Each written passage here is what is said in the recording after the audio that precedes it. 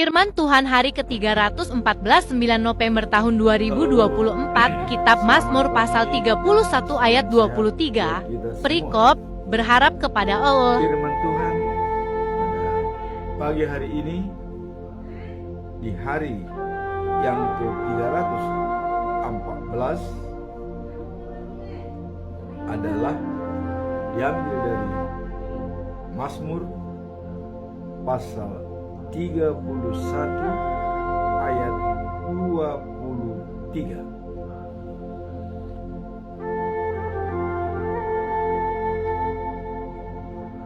Berharap kepada Allah. Perikop. Kemudian dalam ayat hari ini dikatakan, aku menyangka dalam kebingunganku, aku telah terbuang dari hadapan matamu, tetapi sesungguhnya Engkau mendengarkan suara permohonanku ketika aku berteriak kepadamu minta tolong. Itulah ayat hari ini.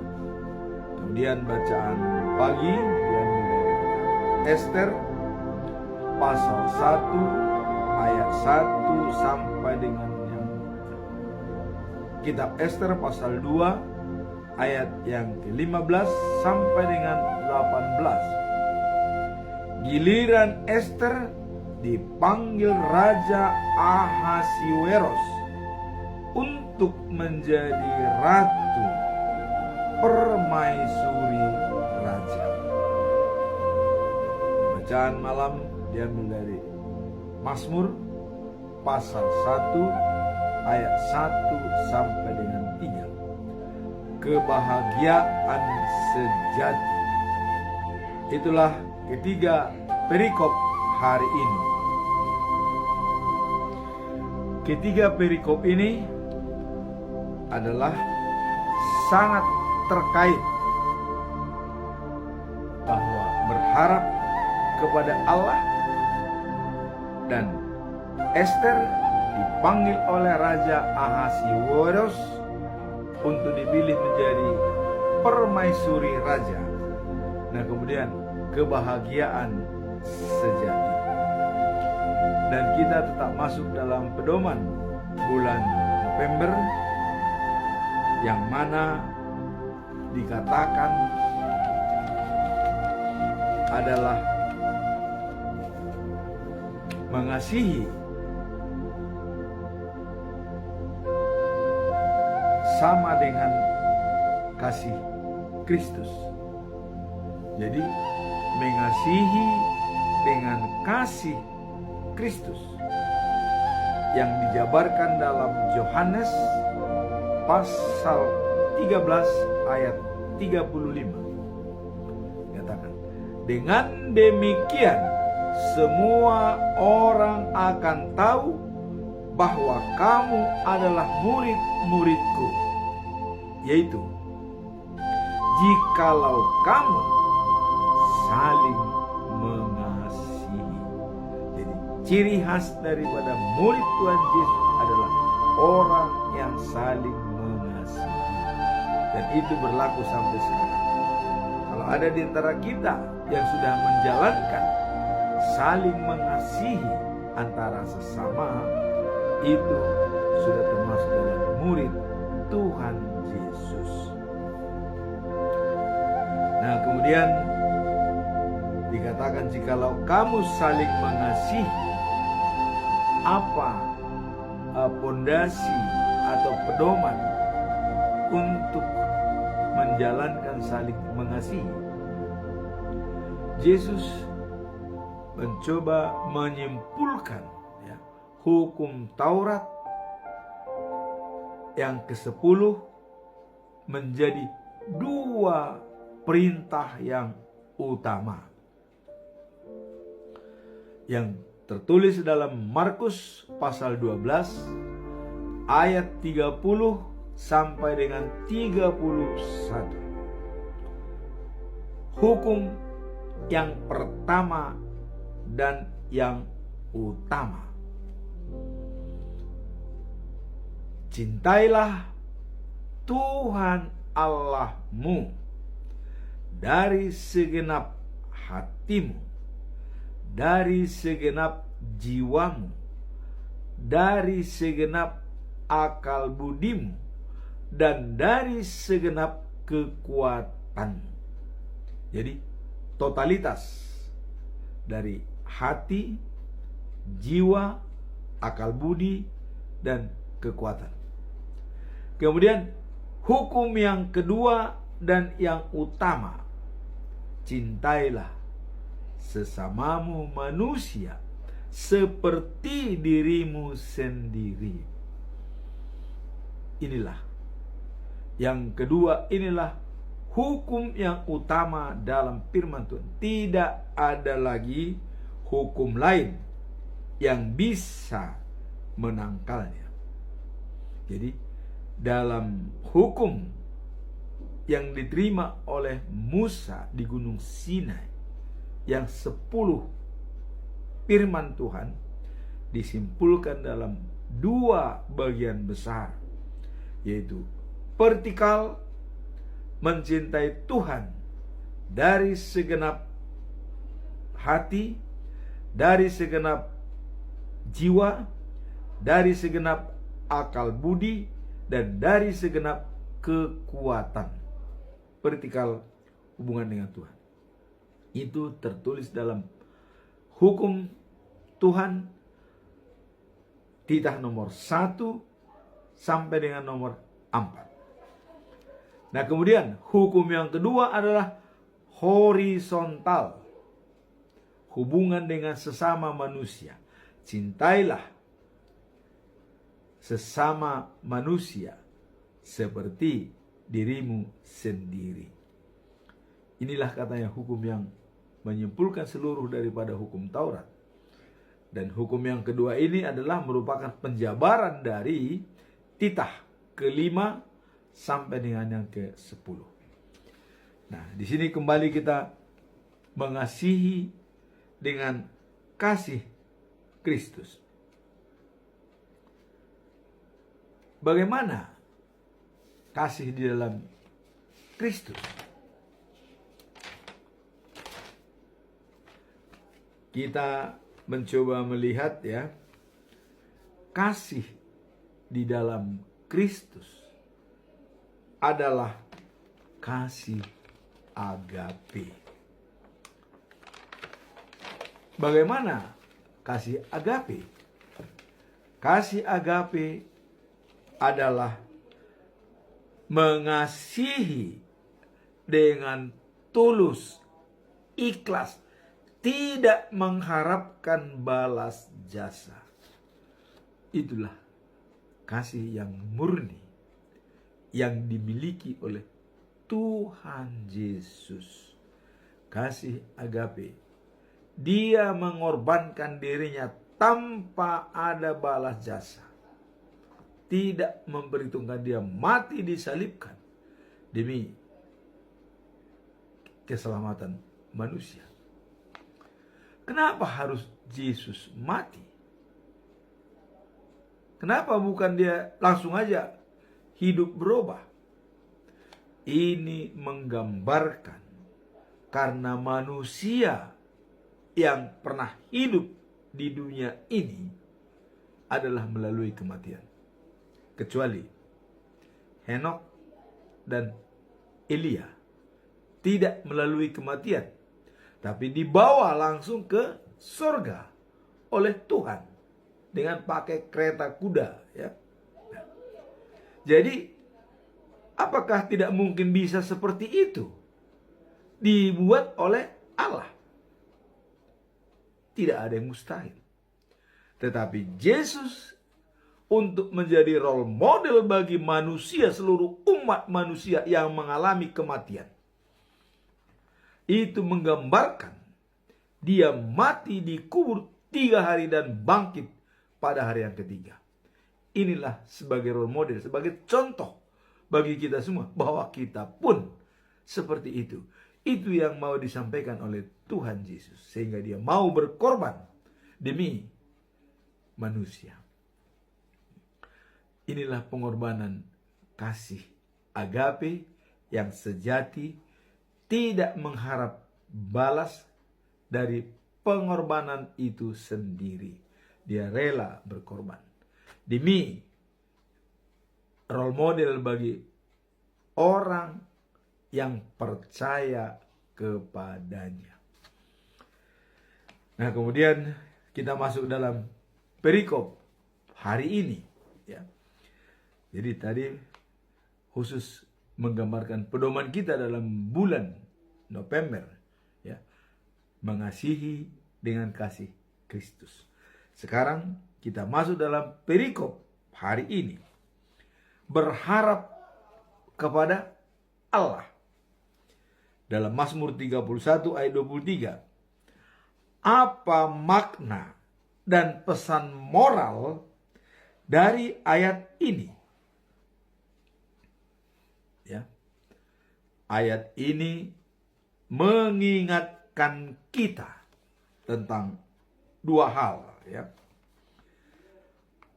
Pertama, tentang pentingnya menaruh harapan dan percaya kepada Allah di tengah-tengah tantangan hidup.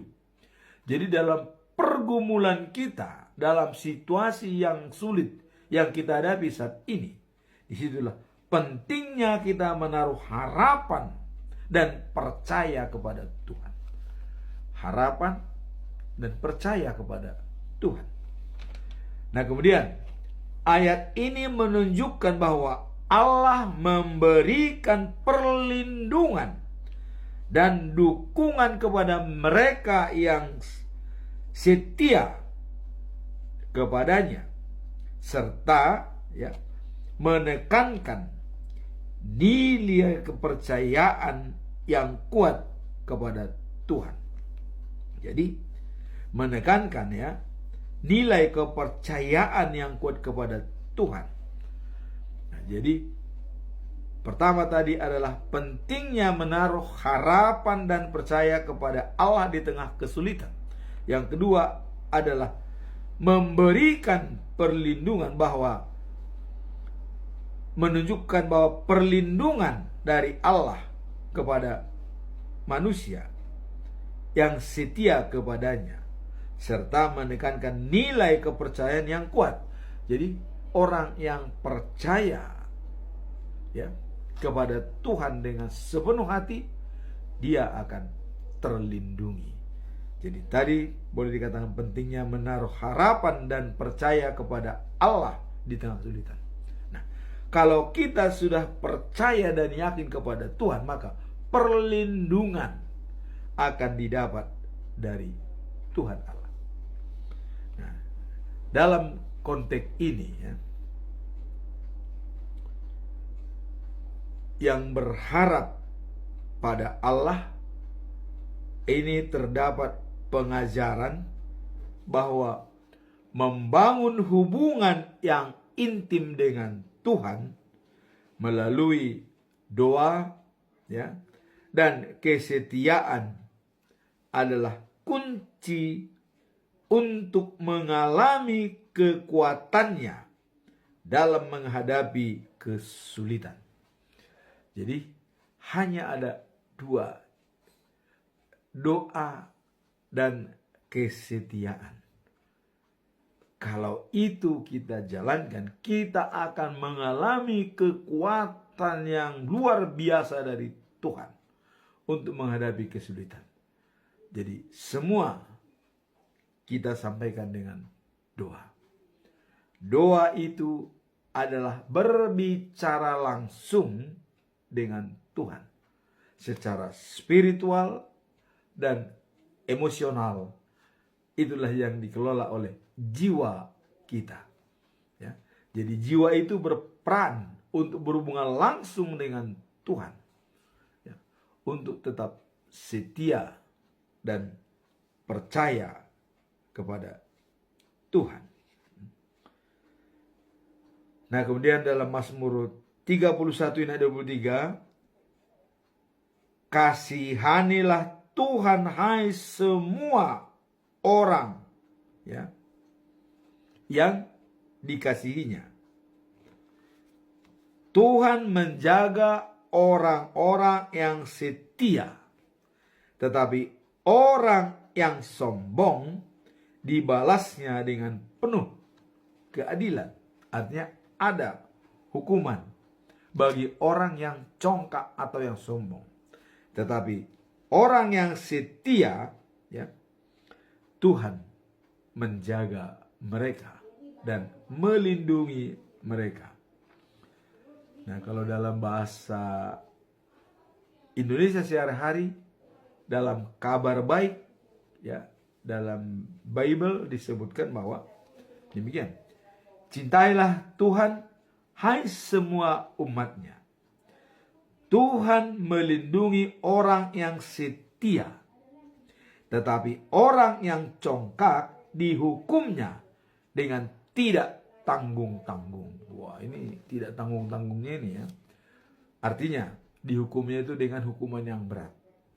Itulah ya, neraka. Tapi orang yang setia akan dilindungi dan masuk ke Yerusalem yang baru. Tadi dikatakan di sini umatnya. Bagaimana sebutan umat Allah dalam perjanjian lama? Semua manusia yang hidup di dunia ini itu sudah dipatrikan sebagai umat Allah, kecuali yang bersangkutan tidak sadar dan tidak mempelajari apa yang disampaikan oleh Allah. Di mana terdapat perjanjian Allah dengan manusia melalui bangsa Israel bahwa manusia tersebut adalah sebagai umat Allah. Mari kita lihat dalam Yeremia pasal 31 ayat 33. Perjanjian Allah yang baru dengan manusia melalui Israel. Kalau pada waktu itu diberikan kepada Israel. Apa isi daripada perjanjian baru tersebut?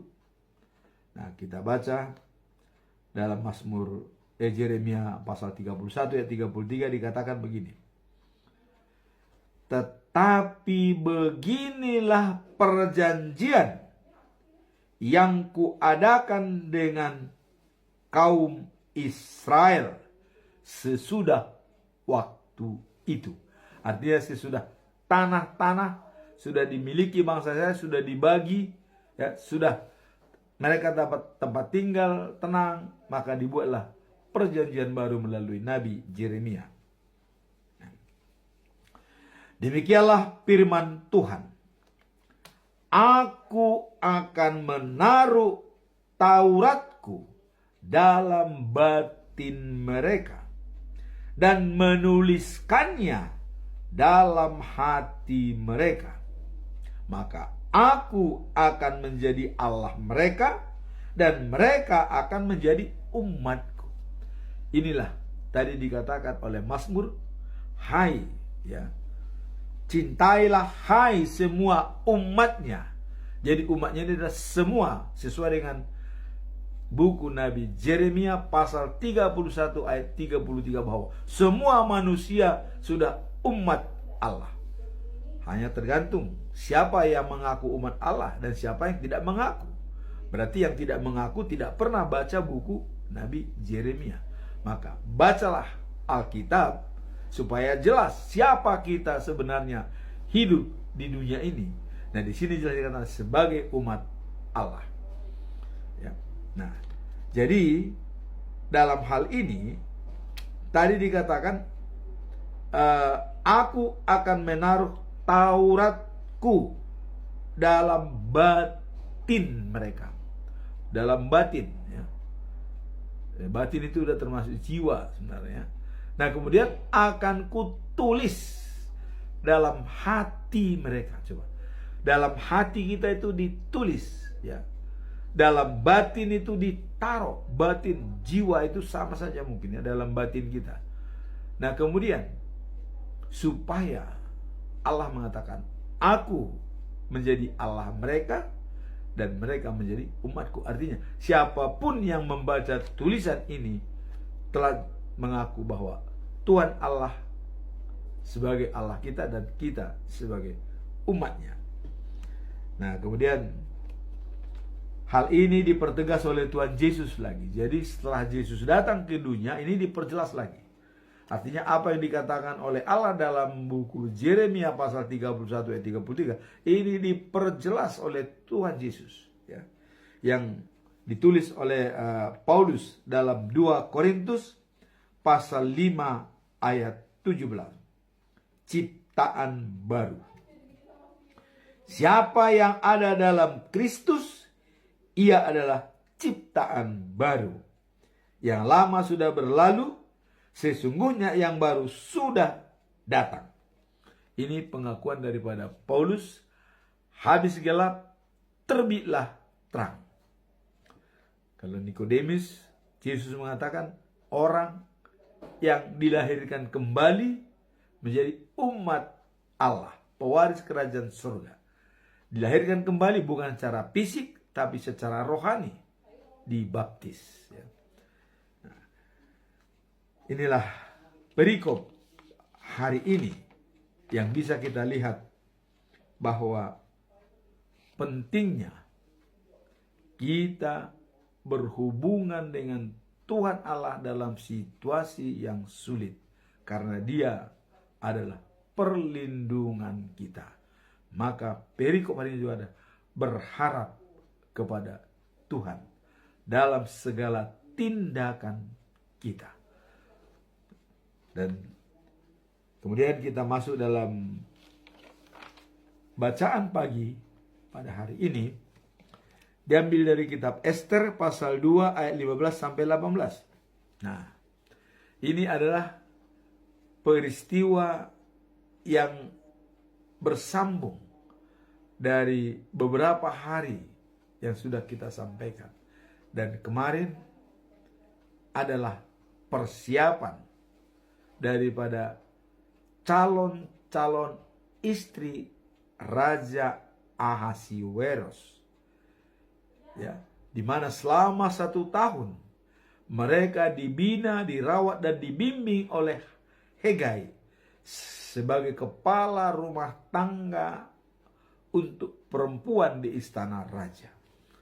Nah, kita tahu bahwa kemarin 6 bulan mereka dikasih minyak dan kemenyaan. Tentu supaya apa? Supaya mereka benar-benar merasakan apa yang dibina oleh para wanita-wanita yang mendampingi mereka. Kemudian 6 bulan lamanya diberikan minyak dan segala wangi-wangian untuk memikat hati raja, dan supaya mereka benar-benar terawat kecantikannya, terawat fisiknya, dan terawat segalanya sebagai calon untuk ratu daripada Raja Ahasiweros. Ya. Nah, itulah persiapan-persiapan dilakukan. Setelah persiapan dilakukan, maka tibalah giliran. Dan pada saat ini adalah giliran terakhir bagi Ester. Dan semua calon-calon sudah dipanggil dan mereka ditempatkan pada tempat tertentu dan tidak bisa lagi menghadap raja kecuali raja memanggil namanya. Dan mereka diurus oleh Ashagas, ya, dalam pengurus selir-selir daripada raja. Nah, sekarang giliran Ester dipanggil oleh Raja Ahasiweros. Ester menghadap Raja Ahasiweros. Sekarang kita coba dulu latar belakang. Ester itu siapa? Ester adalah seorang wanita Yahudi, anak daripada Abihail, saudara sepupu dari Mordekai. Jadi Mordekai itu adalah bersaudara dengan Abihail.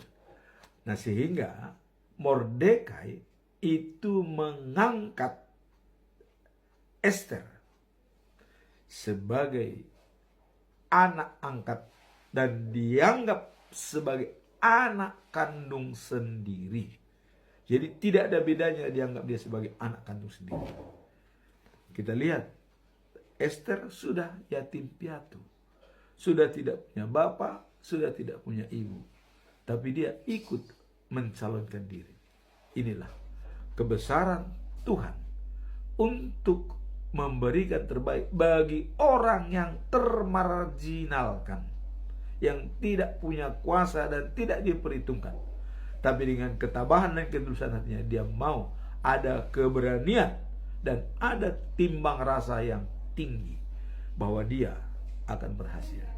Karena dia sudah memonitor, ya, Ratu Wasti gagal sebagai Ratu Ahasuerus karena tidak mau diperintah oleh raja. Tentu Ester mempelajari hal ini. Nah, sehingga dia sangat elegan dan persuasif dengan kecantikannya dan kemolekannya dan juga karakter yang baik, yang sangat penurut dan baik. Itulah Ester. Nah, kemudian Ester itu, ya, sangat dikagumi setiap orang yang memandangnya. Coba, dikagumi oleh setiap orang yang memandangnya. Berarti ada harisma daripada Ester. Harisma itu siapa yang memberikan? Hikmat kebijaksanaan. Hikmat adalah dari Allah, anugerah dari Allah diberikan kepada Ester, sehingga dia, ya, dikagumi oleh setiap orang yang memandangnya. Nah, kemudian ketika dia menghadap raja, Ester berpakaian menurut petunjuk dan nasihat Hegai, kepala istana wanita. Nah, jadi ya mungkin yang lain, karena dia katakan boleh memakai pilihan masing-masing, mungkin yang lain ambil corak sendiri, pakai pakaian sendiri. Tapi Hegai, dia menurut apa Ester menurut apa kata Hegai sebagai kepala rumah tangga istana wanita. Dia menurut apa yang diperintahkan, dijalankan. Itulah mungkin kelebihan daripada Ester dari calon-calon lainnya, ya. Jadi Ester dibawa menghadap raja, ya. Nah, kemudian Ester berpakaian menurut petunjuk dan nasihat Hegai, kepala istana raja. Nah, demikian pula pada tahun ke-7. Jadi setelah tahun ke-7 pemerintahan Ahasuerus, pada bulan Oktober, ya, bulan 10. Oktober itu di sana dikatakan sama dengan bulan Tebet, ya. Nah, Ester langsung dibawa menghadap raja di istana raja. Ia menyenangkan dan membahagiakan raja lebih dari gadis-gadis lainnya. Disinilah kelebihan Ester. Dia sangat menyenangkan hati raja, melebihi dari gadis-gadis lainnya. Tapi dengan bimbingan daripada Hegai, dia sangat menurut apa dikatakan oleh Hegai, sehingga dia sangat menyenangkan hati raja. Nah, kemudian ia paling dicintai oleh raja. Maka raja memasang mahkota daripada seorang ratu dan mahkota kerajaan, ya, pada kepala Ester, dan, ya, mengambilkan dia sebagai ratu, menggantikan Ratu Wasti. Jadi pilihan Raja Ahasiweros sudah final kepada Ester, seorang wanita yang yatim piatu dan wanita Yahudi, wanita yang rendah hati dan tidak punya apa-apa. Ya, kita maklum, seorang wanita yatim piatu, apa modalnya? Dia hanya modal karakter dan kecantikannya. Karakter dan kecantikan dimiliki oleh Ester. Dan kemudian dia dibina, dirawat oleh 7 gadis-gadis cantik khusus merawat Ester. Selama 1 tahun dia berhasil. Kemudian sekarang menjadi terpilih mendapatkan mahkota kerajaan. Langsung dipasangkan oleh Raja Ahasiweros, ya. Nah, setelah itu baru raja mengadakan pesta karena sudah terpilih seorang ratu. Dan Ester sudah dinobatkan sebagai permaisuri istri raja dan ratu Persia, menggantikan Wasti yang membangkang. Nah, kemudian raja mengadakan pesta besar-besaran dan semua pembesarnya diundang kembali. Tentu karena tadinya raja tidak puas dengan pekerjaan Wasti, di mana waktu itu dari 127 provinsi pimpinan-pimpinan daripada gubernur datang dan pembesarnya berada di kota Susan, dan mereka memamerkan kekayaan selama 6 bulan. Kemudian pesta 7 hari penuh. Namun pada hari ke-7 harapan daripada raja buyar karena Wasti menolak untuk memakai mahkota kerajaan untuk dilihat oleh semua tamu-tamu daripada Raja Ahasiweros. Itulah sebabnya akibat ketidakmauan daripada Wasti sebagai memakai mahkota kerajaan itu, maka Ester terpilih sebagai orang yang mendampingi Raja Ahasiweros sebagai ratu di istana. Nah, dengan kegembiraan daripada Raja Ahasiweros, maka dia mengadakan lagi pesta besar-besaran. Tentu mengundang seluruh, ya, pembesar-pembesar daripada provinsi, dan bahkan mengumumkan hari libur di seluruh kerajaan dan membagi-bagikan hadiah dengan berlimpah-limpah. Jadi kalau kemarin mereka pamer kekayaan, ya, pamer dilihat. Nah, sekarang bukan lagi pamer, tapi membagikan kepada semua rakyat, membagi-bagikan kekayaan berlimpah-limpah.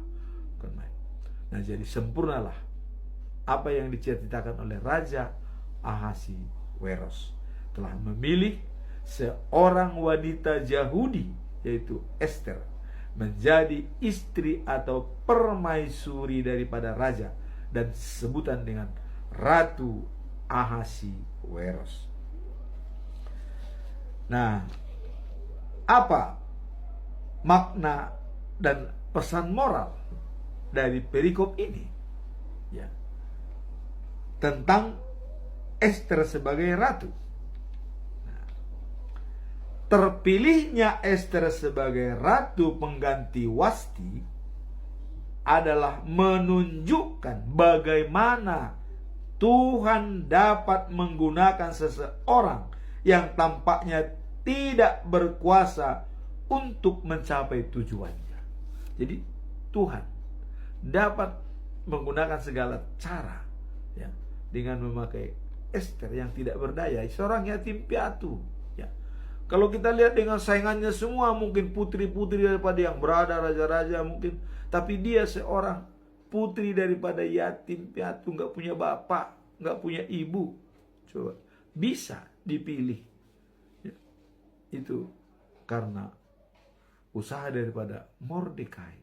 Dan Mordekai juga mengatakan, jangan tunjukkan identitasmu seorang Yahudi, Kenapa dikatakan itu nanti menjadi takut mentah perasaan daripada semua orang-orang di sana, karena ada persoalan antara Yahudi dengan Persia akibat maunya Hanan yang mau menghancurkan orang-orang Yahudi.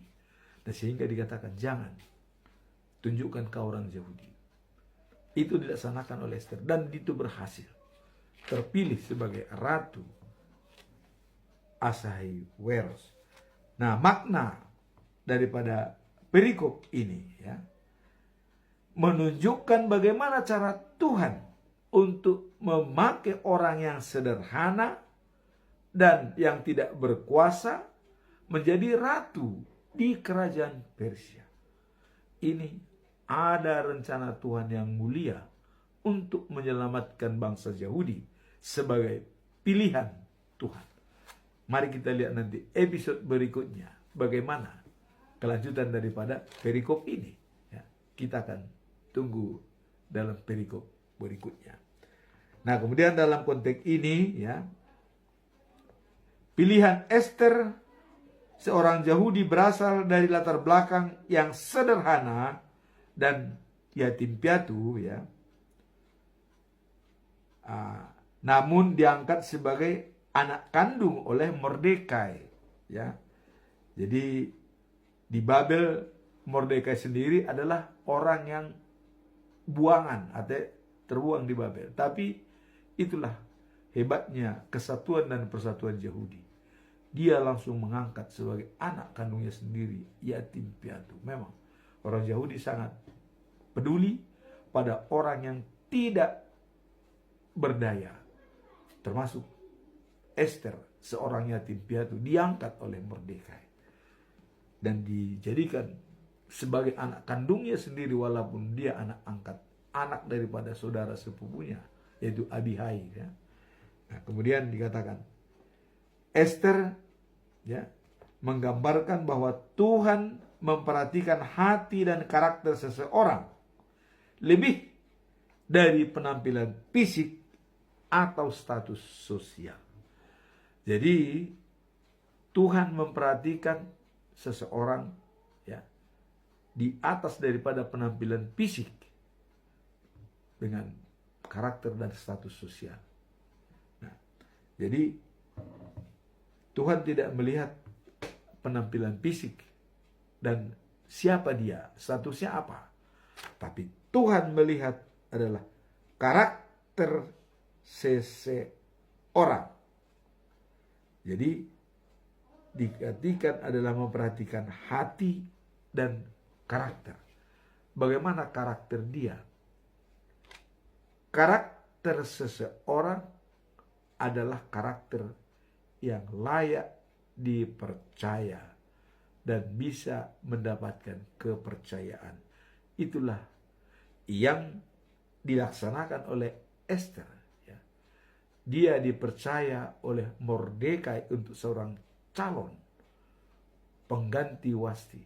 Dilaksanakan dengan baik, dengan menurut kepada Hegai, kepala rumah tangga istana wanita, sehingga dia menurut dan menjalaninya dengan baik.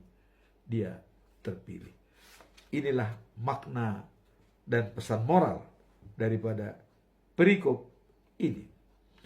Nah, kalau para ahli teologi ini sering menjelaskan bahwa dikatakan oleh para ahli teologi ketulusan hati dan tindakan bijaksana dalam situasi sulit adalah kekuatan yang sangat dihargai oleh Tuhan. Jadi Tuhan sangat menghargai ketulusan hati dan tindakan yang bijaksana. Artinya berhikmat. Itu sangat dihargai oleh Tuhan sebagai kekuatan pada diri orang tersebut. Nah, yang tercermin dalam Ester yang tidak hanya cantik secara fisik, tetapi juga memiliki keberanian dan kebijakan. kekuatan karakter Ester, ya, dan kesediaannya untuk menjalani perannya sebagai ratu, ya, menandakan bahwa Tuhan seringkali menggunakan cara-cara yang tidak terduga, ya, untuk membawa keselamatan bagi umatnya. Jadi sering kita sulit membaca cara Tuhan. Inilah teologi daripada situasi ini. Artinya cara Tuhan bisa dengan apa saja untuk melakukan kehendaknya. Seperti kemarin Ayub mengatakan, saya tetap yakin pada Tuhan karena Dia dapat melakukan apa saja yang dikehendakinya. Itu pernyataan daripada Ayub. Nah, kemudian sekarang kita masuk dalam bacaan malam, ya. Bacaan malam diambil dari kitab Mazmur pasal 1 ayat 1 sampai dengan 3. Nah, ini kebahagiaan sejati. Apa itu kebahagiaan sejati?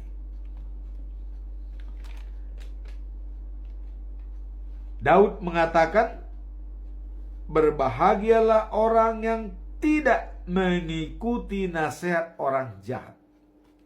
Jadi orang yang tidak mengikuti nasihat orang jahat, itu akan bahagia. Kemudian dikatakan yang kedua, tidak mencontoh orang berdosa, tidak bergaul dengan orang yang menghina Allah. Jadi tidak mencontoh orang berdosa dan tidak bergaul dengan orang yang menghina Allah. Misalnya, wah, Allah kamu itu bagaimana? Apa benar Tuhanmu itu apa? Nah, jangan bergaul dengan mereka itu, karena mereka itu adalah merupakan tantangan bagi kita. Tapi kita doakan mereka supaya bertobat, ya. Nah, kalau Daud mengatakan, jangan mencontoh orang berdosa, tidak bergaul dengan orang yang menghina Allah. Kemudian apa yang mau dilihat dari corak orang supaya dapat kebahagiaan sejati? Suka melakukan perintah Allah, ya, dan selalu menyenangkan hati Allah. Jadi kebahagiaan sejati itu timbul apabila kita bisa menyenangkan hati Allah, ya, dan tidak mengikuti nasihat orang jahat, tidak mencontoh orang yang berdosa, dan tidak bergaul dengan orang yang menghina Allah. Itulah kebahagiaan yang sejati. Nah, kemudian kalau kita melihat di dalam Mazmur 23 ayat 1, ya, Daud sudah mengatakan, dan dia bisa mencapai kebahagiaan sejati, dan dia tetap berpedoman pada ayat ini yang terkenal dalam kitab Mazmur, yaitu Mazmur 23 ayat 1. Tuhan adalah gembalaku, takkan kekurangan aku. Jadi kalau sudah Tuhan menjadi gembala kita, kita tidak akan kekurangan. Tidak perlu lagi khawatir, tidak perlu worry, ya, tidak perlu ragu, tidak perlu ragu-ragu lagi. Serahkan dirimu kepada Tuhan. Dan Yesus sudah mengatakan, datang kepadaku, tidak akan kelaparan. Percaya kepadaku, tidak akan kehausan. Artinya, hidup yang kekal dan sejati datang kepada Tuhan Yesus. Nah, kemudian dalam Mazmur 23 ayat 6, ya, bahwa Daud itu mempunyai kebahagiaan sejati apabila dia sudah bersama dengan Tuhan dalam hidupnya. Nah, dalam Mazmur 23 ayat 6, kebajikan dan kemurahan belaka akan mengikuti aku seumur hidupku. Seumur hidup, ya, bukan sesaat, bukan hanya beberapa tahun, seumur hidupku. Kebajikan dan kemurahan akan mengikuti aku seumur hidupku. Dan dikatakan, ya, aku akan diam dalam rumah Tuhan sepanjang masa. Di manakah rumah Tuhan? Ya. Rumah Tuhan adalah diri kita sendiri. Karena Tuhan berada dalam diri kita, ya, dalam hati kita, jiwa kita, akal budi kita, dan kekuatan kita. Waktu Tuhan memberikan napas kepada kita, Tuhan sudah berada dalam diri kita. Nah, maka dalam kitab Yeremia pasal 31 dikatakan bahwa hukum-hukumku akan kutaruh dalam batin mereka dan kutulis dalam hatinya, supaya aku Allahnya dan mereka umatku. Ini sudah jelas dikatakan oleh Tuhan Allah, ya. Nah, jadi dengan adanya, ya, pernyataan Daud bahwa kemajikan dan kemurahan, ya, selalu mengikuti aku seumur hidup. Kemudian aku berada di rumah Tuhan sepanjang masa. Rumah Tuhan adalah dirinya sendiri. Dan itu sudah kita bawa. Begitu Tuhan memberikan napas kehidupan bagi kita, kita adalah rumah Tuhan. Jadi selama kita hidup, kita adalah rumah Tuhan. Nah, sekarang bagaimana kita mempergunakan kita sebagai rumah Tuhan? Kita harus bisa dulu berpikir dulu secara analisa, ya, ilmu pengetahuan. Coba. Alam sadar kita itulah yang bisa kita kelola setiap hari.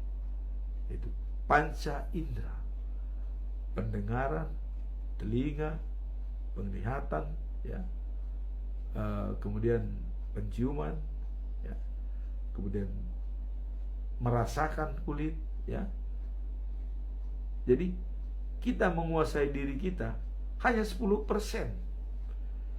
90% itu dikuasai oleh Tuhan Allah. Mana yang 90%? Bekerjanya jantung, berjalannya darah 195 km, bekerjanya paru-paru, bekerjanya ginjal, bekerjanya fungsi daripada insulin kita, bekerjanya seluruh perangkat tubuh. 90% alam bawah sadar kita itu dikerjakan oleh Tuhan selama kita hidup. Dan 24 jam tidak pernah berhenti sedikit pun. Sebab kalau dia berhenti, selesai kita. Nah, terus bagaimana kita? Itulah Daud mengatakan, aku berada di rumah Tuhan sepanjang masa.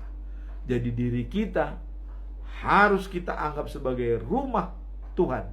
Dengan adanya, ya, 90% dikelola oleh Tuhan dalam diri kita. Kita hanya bisa mengelola yang 10%. Maka wajib hukumnya kita setia dan percaya kepada Tuhan dan berharap kepada Tuhan untuk mendapatkan kebahagiaan yang sejati. Jadi tadi perikop pada waktu pertama hari ini, berharap kepada Tuhan sebagai pelindung dan pembimbing kita. Nah, kemudian dengan ketulusan Ester, Tuhan bisa memanfaatkan segala cara mengambil orang yang tidak berdaya, orang yang lemah, untuk menjadi contoh di dalam kerajaan Persia. 127 provinsi, kerajaan yang terbesar pada saat itu, mulai daripada India sampai Sudan. Terpilih Ratu Ester sebagai permaisuri raja. Dan apa yang terjadi selama Ester menjadi istri raja, nanti kita lihat episode berikutnya. Dan hari ini berharap kepada Tuhan untuk kita mendapatkan kebahagiaan yang sejati. Kebahagiaan yang sejati tadi dikatakan adalah tidak mengikuti nasihat orang jahat, ya, dan tidak mencontoh orang berdosa, dan tidak bergaul dengan orang yang menghina Allah. tetapi hanya satu diminta oleh Tuhan. Suka melakukan perintah Tuhan dan selalu menyenangkan hati Allah. Itulah yang dikatakan hidup yang kekal dan kebahagiaan yang sejati akan dialami setiap saat bersama dengan Tuhan. Semoga firman hari ini bisa mencerahkan kita untuk semakin kokoh dan berharap kepada Tuhan untuk mencapai kebahagiaan yang sejati. Amin. Tuhan memberkati kita semua.